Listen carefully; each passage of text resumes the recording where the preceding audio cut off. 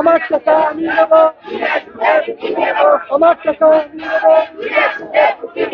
পুঁজি চাই, পুঁজি চাই, বিনা সুদে পুঁজি চাই, মানতে হবে, মানতে হবে, মানতে হবে, মানতে হবে। আমরা নরসিংদী থেকে আসছি।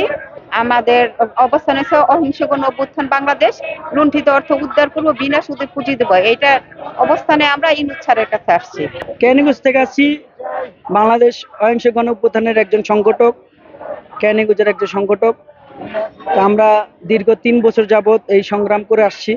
যে আমরা দেখেছি যে মানুষের আর্থিক অবস্থা চরম, দেশে যে নৈরাজ্য সৃষ্টি, তারপর লুটপাট, অগ্নিসংযোগ থেকে দুর্নীতি, অনিয়ম, এই কারণে দেশের মানুষের অবস্থা অনেক, আর্থিক অবস্থা অনেক দুর্বল।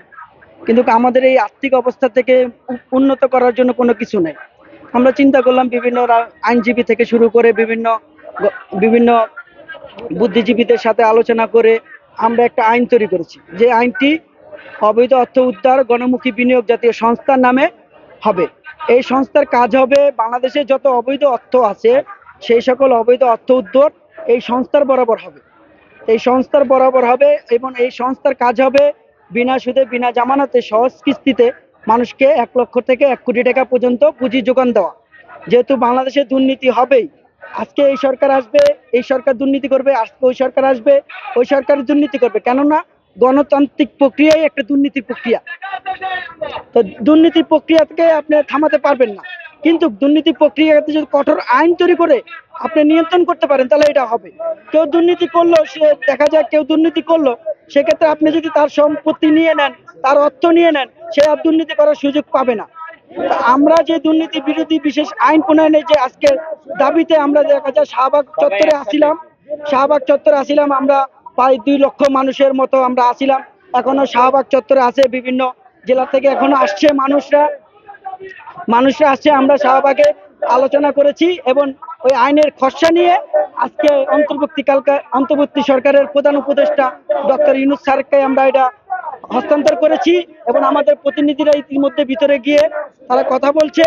আমরা আমরা তাদের অপেক্ষা আছি এবং আমরা অহিংসভাবে যেভাবে গণতান্ত্রিক প্রক্রিয়া যেভাবে একটি আন্দোলন করে মানুষকে ঐক্যবদ্ধ করা যায় সেই প্রক্রিয়ায় আমরা আছি। আমরা দেখছেন, আপনারা একটু খেয়াল করে দেখবেন যে আমাদের প্রত্যেকটি সংগঠকের নেতৃত্বে যারা বিভিন্ন জেলা থেকে মানুষ নিয়ে আসছে, তারা অনন্য পরিশ্রমের মাধ্যমে আজকের এই দাবি নিয়ে আজকে অন্তর্বর্তী সরকারের প্রধান উপদেষ্টার কার্যালয়ের সামনে অবস্থান নিচ্ছে। এবং আমরা আমাদের পরবর্তী সিদ্ধান্ত, অন্তর্বর্তী সরকারের প্রধান কি সিদ্ধান্ত দেয়, কি সময় নেয়, আমরা সেটা জানবো। পরবর্তী জানার পর যদি উনি আমাদেরকে এই আইন তৈরি করতে যে দুর্নীতি বিরোধী বিশেষ আইন যেটা তৈরি করেছি সেটা যদি উনি না মেনে নেয়, পরবর্তী আমরা আমাদের কঠোরভাবে আন্দোলন করে আমরা আমাদের ব্যবস্থা নিব। এটা আমাদের লক্ষ্য ছিল। যেহেতু আমাদের এখনো কোনো প্রকার সিদ্ধান্ত আসে নাই, আমাদের নেতারা ভিতরে আছে, তার সাথে কথা বলছে। আমি শুনেছি তিনিও আমাদেরকে আশ্বাস দিয়েছেন যে বিনা সুদে লক্ষ লক্ষ মানুষকে যদি কিছু পুঁজি দেওয়া যায় তাহলে এই দেশটাকে আবার ঘুরে দাঁড়াবে। আমার পেটে যদি খাবার না থাকে তাহলে বাংলাদেশে খাবার নেই। আমার পকেটে যদি অর্থ না থাকে তাহলে বাংলাদেশের পকেটে অর্থ নাই। এটা মনে রাখতে হবে। অবকাঠামো উন্নয়ন দিয়ে কখনো মানুষের জীবন উন্নয়ন হয় না।